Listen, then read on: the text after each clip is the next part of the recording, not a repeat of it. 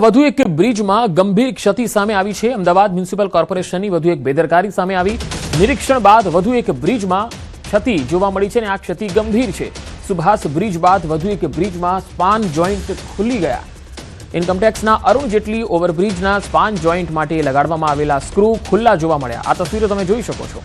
વાહન ચાલકોના ટાયર જે છે એ ફાટવાનો ભય રહેલો છે। મનપાની ઘોર બેદરકારી અહીંયા ક્ષતિ થઈ રહી છે। હજુ સુધી અહીંયા બેરિકેટિંગ કે રિપેરિંગની કામગીરી પણ કરવામાં આવેલ નથી। ગત જુલાઈ માસમાં જ આ બ્રિજનું નિરીક્ષણ થયું હતું। 6 વર્ષ અગાઉ 65 કરોડના ખર્ચે આ બ્રિજ તૈયાર થયો હતો। તમે સમજી શકો છો કે કેવું કામ અહીંયા થયું હશે। ઇન્કમટેક્સ ફ્લાયઓવર બ્રિજનો આ મામલો છે, જેમાં એએમસી દ્વારા બ્રિજ મુદ્દે સ્પષ્ટતા કરવામાં આવી। ફિંગર ટાઈપ એક્સપાન્શન જોઈન્ટમાં જોવા મળેલ ખામી, એએમસીએ એવું કહ્યું છે કે બ્રિજના સ્ટ્રક્ચરમાં ખામી નથી। નિરીક્ષણ દરમિયાન એવું જોવા મળેલું હતું કે ફિંગર ટાઈપ એક્સપાન્શન જોઈન્ટના બોલ્ટ લૂઝ થવાથી જોઈન્ટ ખુલી ગયેલ છે। આ ખામી માત્ર એક્સપાન્શન જોઈન્ટ પૂરતી સીમિત છે અને તેના કારણે ફ્લાયઓવર બ્રિજની સલામતી કે સ્ટ્રક્ચરમાં ખામી નથી। ફિંગર ટાઈપ એક્સપાન્શન જોઈન્ટના રિપેરિંગની કામગીરી, લૂઝ બોલ્ટની બદલી કરવાની અને એક્સપાન્શન જોઈન્ટને એપોક્સી અને માઇક્રો કોન્ક્રીટ દ્વારા રિપેર કરવાની કામગીરી ચાલુ કરી દેવામાં આવેલ છે। સદર બ્રિજના ફિંગર ટાઈપ એક્સપાન્શન જોઈન્ટ સદર બ્રિજ બનાવનાર કોન્ટ્રાક્ટર રણજીત બિલ્ડકોન લિમિટેડની ગેરંટી પીરિયડ હેઠળ આવરી લેવાયેલ હોવાથી આ સમગ્ર રિપેર કામગીરી રણજીત બિલ્ડકોન લિમિટેડ દ્વારા પોતાની જવાબદારી હેઠળ અને પોતાના ખર્ચે કરવામાં આવી રહી છે। પાટણના રાધનપુરમાં દારૂનું દૂષણ બંધ કરાવવાની માંગ ઉઠી છે। ચલવાડા ગામમાં દારૂનું દૂષણ છે, તેને બંધ કરાવવા માટે મહિલાઓ અને પુરુષો બહાર આવ્યા। ગામને દારૂ જેવા વ્યસનથી મુક્ત બનાવવા ગામજનોએ રજૂઆત કરી। આ ગામમાં મહિલાઓ અને પુરુષો એકત્ર થઈને દારૂ બંધ કરાવવા સૂત્રોચ્ચાર કરતા જોવા મળ્યા। 5 દિવસમાં ગામમાં દારૂ બંધ કરવા પોલીસને અલ્ટિમેટમ પણ અપાયું છે। દારૂ બંધ નહીં થાય તો ઉગ્ર આંદોલનની ચીમકી આપી છે। દિવસ હોય કે રાત્રિના સમયે ગામમાં બહેન દીકરીઓ નીકળી શકતી નથી એવી સ્થિતિ છે। ગામજનો આવું કહે છે। ગામમાં 4 થી 5 જેટલા દારૂના અડ્ડાઓ ચાલે છે, જે પોલીસની રહેમ નજર હેઠળ ચાલે છે એવો ગામજનોનો આરોપ છે। ગામમાં દારૂ વેચાણ સામે બોલીએ તો બુટલેગરો ધમકી આપી જાય છે અને પોલીસ એક્શન લેતી નથી। સત્વરે ગામને દારૂના દૂષણથી બચાવવા કાર્યવાહી કરવા માટે ગામ લોકોની રજૂઆત છે।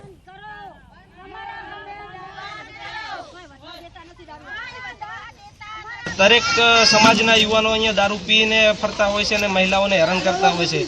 પોલીસવાળાને વારંવાર રજૂઆત કરવા છતાં પણ કોઈ પણ પ્રકારની અહીંયા આગળ મદદ કરવામાં આવતી નથી હાલની તારીખની અંદર। તો જો ટૂંક સમયની અંદર અહીંયા દારૂ બંધ નહીં થાય અને ગામની અંદર મિનિમમ ઓછામાં ઓછા ગણો તો હાલની અંદર 5 થી 7 અડ્ડાઓ ચાલુ છે અને ખુલ્લેઆમ દારૂ વેચાય છે।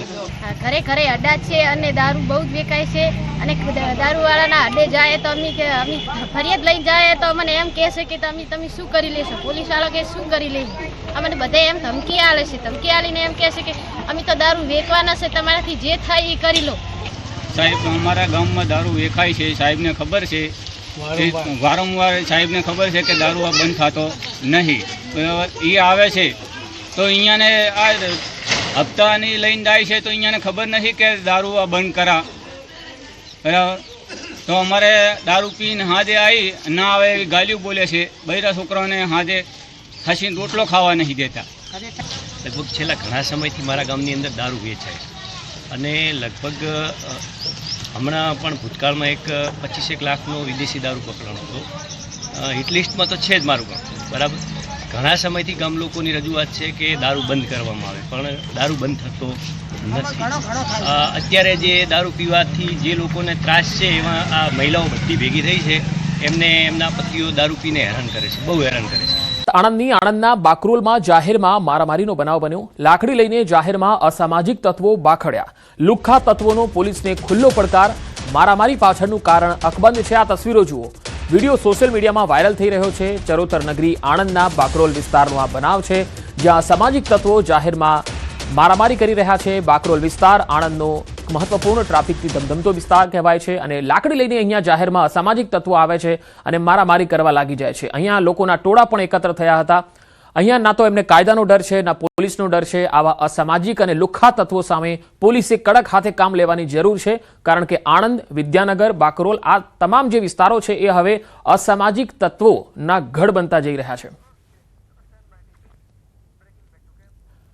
સુરતના રહેઠા વિસ્તારમાં દીપડાનો આતંક જોવા મળ્યો. હજીરાના કવાસ ગામ નજીક દેખાયો દીપડો. ગામ નજીક દીપડો દેખાતા ભયનો માહોલ જોવા મળ્યો.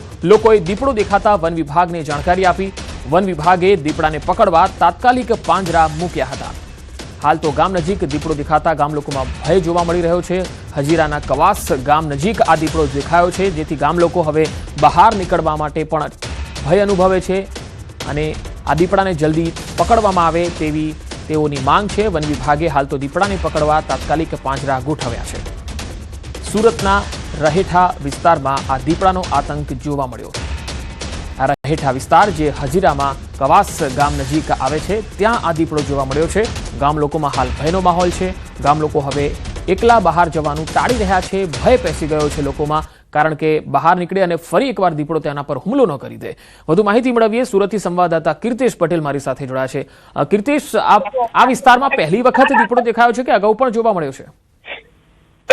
બિલકુલ પંકજ, શિયાળાની શરૂઆત થતાની સાથે સુરતનો હજીરા વિસ્તાર છે ત્યાં અવારનવાર દીપડો દેખાય છે. ફરી એક વખત દીપડો દેખાતા નજીકના ગામોમાં દહેશત થઈ ગઈ છે. ખાસ કરીને દીપડાની જાણકારી વન વિભાગને અપાતા વન વિભાગે તાત્કાલિક દીપડાને પકડવા માટે એક પાંજરું મૂક્યું છે. કહી શકાય ગયા વર્ષે પણ આ જ વિસ્તારમાં દીપડો દેખાતો અને છેલ્લા 5 વર્ષથી સતત શિયાળા સમય દરમિયાન દેખાય છે. જોકે દીપડો પાંજરે નથી પુરાતો, પણ શિયાળો પૂરો થતા આ દીપડા અહીંથી રવાના થઈ જાય છે. ફરી શિયાળો આવતા આ દીપડા વિસ્તારમાં દેખાય છે. ફરી એક વખત દેખાતા ચોક્કસ વિસ્તારમાં લોકોમાં ભયનો માહોલ છે. જી કીર્તેશ, આભાર માહિતી આપવા માટે. રાજકોટમાં જેતપુરના અમરનગર રોડ પર 5 વીજપોલ ધરાશાયી થયા. વેકરિયાનગર વિસ્તારમાં વીજપોલ સાથે સ્કૂલ બસ અથડાતા આ ઘટના બની. સ્કૂલ બસ એક વીજપોલ સાથે અથડાતા વીજપોલના રિપેરિંગની કામગીરી દરમિયાન અન્ય વીજપોલ ધરાશાયી થયા. 5 વીજપોલ ધરાશાયી થતા એક મકાન અને વાહનને નુકસાન થયું છે. વીજપોલ ધરાશાયી થવાની આ ઘટનામાં સદનસીબે જાનહાનિ ટળી ગઈ છે. પીજીવીસીએલની ટીમ ઘટના સ્થળે પહોંચી વીજ પ્રવાહ શરૂ કરવા કામગીરી હાથ ધરાઈ છે. પીજીવીસીએલ દ્વારા સ્કૂલ બસની તપાસ પણ કરવામાં આવી. પેલા એક જ થાંભલો પડ્યો હતો, એની હારે પછી બીજા 4 થાંભલા બીજા પડ્યા, 5 ટૂંકમાં થયા. અમદાવાદના સાણંદના કલાના ગામે જૂથ અથડામણનો બનાવ બન્યો છે. 2 જૂથ વચ્ચે પથ્થરમારો થયો. અગાઉની ઘટનાને લઈને ફરીથી મામલો ગરમાયો હતો. તસવીરોમાં જોઈ શકો છો. આખો બનાવ સીસીટીવીમાં જોવા મળે છે. જિલ્લા પોલીસ વડા ઘટના સ્થળે પહોંચ્યા છે અને હાલ તમામ ઘટનાક્રમની વિગતો મેળવવામાં આવી રહી છે. સાણંદના કલાના ગામનો આ બનાવ છે, જ્યાં 2 જૂથો સામસામે આવી ગયા અને પથ્થરમારો કર્યો. અગાઉની જે ઘટના હતી અથવા અગાઉની જે અદાવત હતી તેને લઈને જ આ ફરી એક વખત મામલો ગરમાયો હતો અને બંને જૂથો ફરી એકવાર સામસામે આવી ગયા હતા. વધુ માહિતી મેળવીએ. સંવાદદાતા ગૌતમ શ્રીમાળી મારી સાથે જોડાયા છે. ગૌતમ, અગાઉની શું અદાવત હતી અને આજે શું બન્યું અને હાલ શું કાર્યવાહી થઈ રહી છે? બિલકુલ, સાણંદ તાલુકાના જે કલા ગામે છે તેમાં 2 જૂથ વચ્ચે અથડામણ થઈ છે. મહત્વનું એ છે કે બંને જૂથ વચ્ચે પથ્થરમારો થયા હોવાની બાબતો અત્યારે હાલ તો પ્રકાશમાં આવી રહી છે. અગાઉ પણ આ પ્રકારે બંને સમુદાય સાથે એકબીજા સામે બોલાચાલી થતા મામલો બિચકાયો હતો અને વધુ એક વખત આ પ્રકારની પરિસ્થિતિ જે છે તે જોવા મળી રહી છે. અગાઉની આ ઘટના ફરીવાર ન બને તેને લઈને મામલો બિચકાયો છે, ગરમાયો છે તે પ્રકારની વાત સામે આવી રહી છે અને સમગ્ર જાણ થતા પોલીસ વડા જે છે તે ઘટના સ્થળે પહોંચી ચૂક્યા છે અને સમગ્ર મામલે ચિતાર મેળવી રહ્યા છે. જો કે બંને સમુદાય વચ્ચે વૈમનસ્ય ફેલાય નહીં અને બંને સમુદાય વચ્ચે આ પ્રકારે ફરી ઘર્ષણ ના થાય તેને લઈને પણ પોલીસ દ્વારા પગલાં ભરવામાં આવી રહ્યા છે. જી ગૌતમ, બંને જૂથ જે છે એમાંથી કેટલા લોકોની પોલીસે અટકાયત કરી છે? જી બિલકુલ, અત્યારે હાલ તો પોલીસ જે છે તે ઘટના સ્થળે પહોંચી છે અને ઘટના સ્થળે પહોંચ્યા બાદ બંને જૂથ વચ્ચે જે પ્રક્રિયા ઘટના બની હતી તેનો સમગ્ર ચિતાર મેળવી રહ્યા છે અને તેમાં જે કસૂરવાર જે છે તેમની ધરપકડ કરવામાં આવી હોય તે પ્રકારની વાત અત્યારે હાલ તો સામે મળી રહી છે. ગૌતમ, જિલ્લા પોલીસ વડા જ્યારે ઘટના સ્થળે પહોંચ્યા છે ત્યારે સ્વાભાવિક છે કે આ જૂથ અથડામણ છે એ ખૂબ જ મજબૂત ઘર્ષણમાં પરિણમી હશે, એટલે કેટલા લોકો એમાં ઘાયલ થયા છે, એવા કોઈ અહેવાલ? અત્યારે હાલ તો મળતી માહિતી અનુસંધાને આ જૂથ અથડામણ થઈ હોવાના સમાચાર પ્રાપ્ત થયા છે, પરંતુ તેમાં છૂટા હાથથી મારામારી અને પથ્થરમારો થયા હોવાની ઘટના જે છે તે પ્રકાશમાં આવી છે.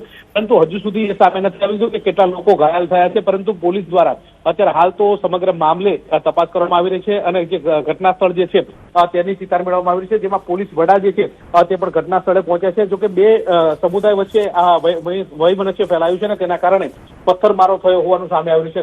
10 થી વધારે લોકો જે છે તે ઘાયલ થયા હોય તે પ્રકારની વાત અત્યારે હાલ તો સામે આવી છે, પરંતુ સમગ્ર મામલે પોલીસ તપાસ હાથ ધરવામાં આવી રહી છે. જી ગૌતમ, આભાર માહિતી આપવા માટે.